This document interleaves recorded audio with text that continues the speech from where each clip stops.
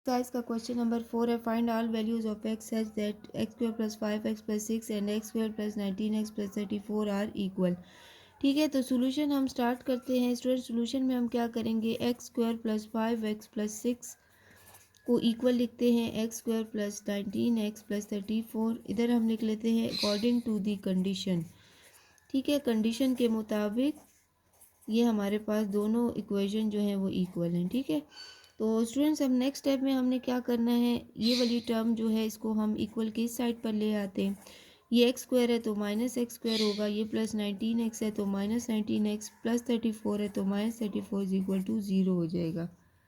Students यहाँ से plus x square minus x square cancel, plus 5x है और माइनस 19x है। ठीक है, तो प्लस 5x है और माइनस 19x में से हम क्या करेंगे कि स्टूडेंट्स 19 प्लस 5 माइनस 19 में से 5 को हम माइनस कर देते हैं। ठीक है, तो ये हमारे पास आ जाता है 14x माइनस 14x आ जाएगा। ठीक है, प्लस माइनस माइनस जो कांस्टेंट है उसको आप देखेंगे 34 में से 6 को हम माइनस कर देंगे। ठीक है, तो ये हमारे पास आ जाएगा 28 और माइनस 28 इज इक्वल टू 0 आ जाएगा। ठीक है, अब स्टूडेंट्स यहाँ से हम अगर कॉमन लेना चाहें तो हम माइनस 14 को कॉमन ले लेते हैं। तो इधर से x माइनस जो है वो 14 को अगर हम 2 से मल्टीप्लाई करें, ठीक है, तो हमारे पास क्या आएगा 28 आएगा। तो यहाँ से 2 आ जाएगा इज इक्वल टू 0।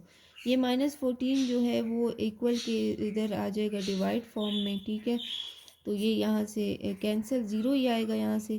तो ये x minus 2 is equal to 0। तो स्टूडेंट x की जो वैल्यू है वो हमारे पास आ जाती है 2। ये हमारे पास इसका रिक्वायर्ड आंसर। स्टूडेंट्स हमारे पास जो है वो क्वेश्चन नंबर 5 रिव्यू एक्सरसाइज का चैलेंजिंग क्वेश्चन है। इसमें हमसे कहा गया है कि 49x square minus 316x plus 132 is equal to 0 को फैक्टराइज करना है। तो स्टूडेंट्स फैक्टराइजेशन से हमने इसको करना है। हमें पता है जो एक्स स्क्वायर के साथ जो नंबर होता है और जो कांस्टेंट होता है उसको हम मल्टीप्लाई करते हैं। ठीक है, और दो ऐसे नंबर हम चूज़ करते हैं कि उसका आंसर मल्टीप्लाई करें तो वो आए और सेंटर में जो नंबर है वो आना चाहिए प्लस माइनस करके। तो 49 और 132 को हम यहाँ पर मल्टीप्लाई कर लेते हैं। ठीक है, तो यहाँ से 2 9 ज़ार 18, 1 कैरी, 2 3 9 3 ज़ार 27, 28, 2 कैरी, 9 1 ज़ार 9 10 11। यहाँ से 4 2 ज़ार 8, 4 3 ज़ार 12, 1 कैरी, 4 1 ज़ार 4 5 आ जाएगा। तो 8 8 और 8 को हम प्लस कर लेते हैं। ठीक है, तो 8 और 8 से हमारे पास आ जाता है 16 और 1 कैरी 2 3 4 आ जाता है। ये 5 6 6 4 6 8 आ जाता है। ठीक है, तो अब हमें ऐसे नंबर चाहिए जिसको मल्टीप्लाई करने से 6 4 6 8 आए और ऐड या सब्ट्रैक्ट करने से माइनस 316 एक्स। स्टूडेंट फैक्टराइजेशन करते वक्त हम फर्स्ट और लास्ट नंबर इसी तरह लिख लेते हैं। ठीक है, अब स्टूडेंट्स हमने दो ऐसे नंबर लेने हैं तो इसके लिए हम क्या करेंगे, ये बड़ी वैल्यू है तो इसका हम यहाँ पर एलसीएम ले लेते हैं 6 4 6 8 का। ठीक है, तो 2 से करते हैं, 2 3 ज़ा 6, 2 2 ज़ा 4, 2 3 ज़ा 6, 2 4 ज़ा 8। स्टूडेंट अगर 2 से करेंगे तो ऐसा नंबर हमारे पास नहीं आएगा कि जिसको ऐड करने से माइनस 316 आए। तो अगर हम इसको 11 से करते हैं, ठीक है, तो 11 के टेबल में 32 नहीं आता, तो हम क्या करेंगे 11 2 ज़ार 22 हो जाएगा हमारे पास। ठीक है, 22 है और 32 है, तो 22 में से हमने क्या करना है 32 इसको दे देना है 22 23 24 25 26 27 28 29। यहाँ से 10 हम इसको दे देंगे 3 को। ठीक है, क्योंकि 11 2 ज़ा 22 होता है और 10 नंबर रह गए, वो हमने 3 को दे दिया तो 103 हो गया। अब स्टूडेंट्स 11 103 तो 11 के टेबल में नहीं आता, 11 9 ज़ा 99 होगा और 100 101 2 3 तो 4 रह गया, वो 4 हम इसको दे देंगे तो ये 44 हो जाएगा। 11 4 ज़ा 44। ठीक है, तो अगर हम देखें तो 11 2 ज़ा 22 और 2 94, इन दोनों को जब हम मल्टीप्लाई करेंगे 22 और 294 को तो हमारे पास 6 4 6 8 आता है, क्योंकि ये इसी के फैक्टर हैं।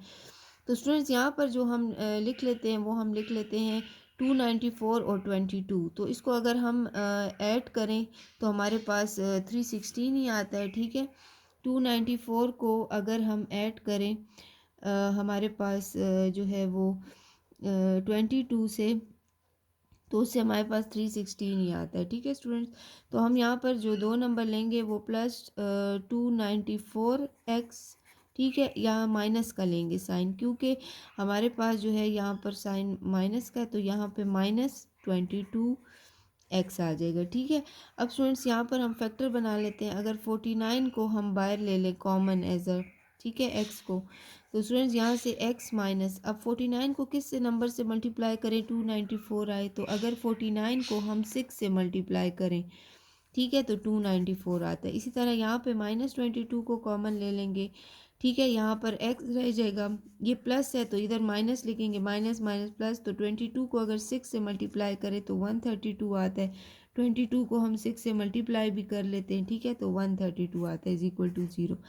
अब ये दोनों कॉमन टर्म हमारे पास सेम आई है, इसका मतलब है जो फैक्टर हमने लिए वो बिल्कुल सेम है। यहाँ पर x minus 6 is equal to 0 आ जाएगा, ठीक है। और सॉरी, यहाँ पर फिर हम लिख लेते हैं 49x minus 22 is equal to 0, ठीक है। तो स्टूडेंट्स अब हमारे पास जो है वो क्या आ जाएगा, ये दो ब्रैकेट्स आ जाते हैं, एक x माइनस 6 और एक 49x माइनस 22। अब x माइनस 6 को 0 के इक्वल हम ले लेते हैं और 49x माइनस 22 को 0 के इक्वल।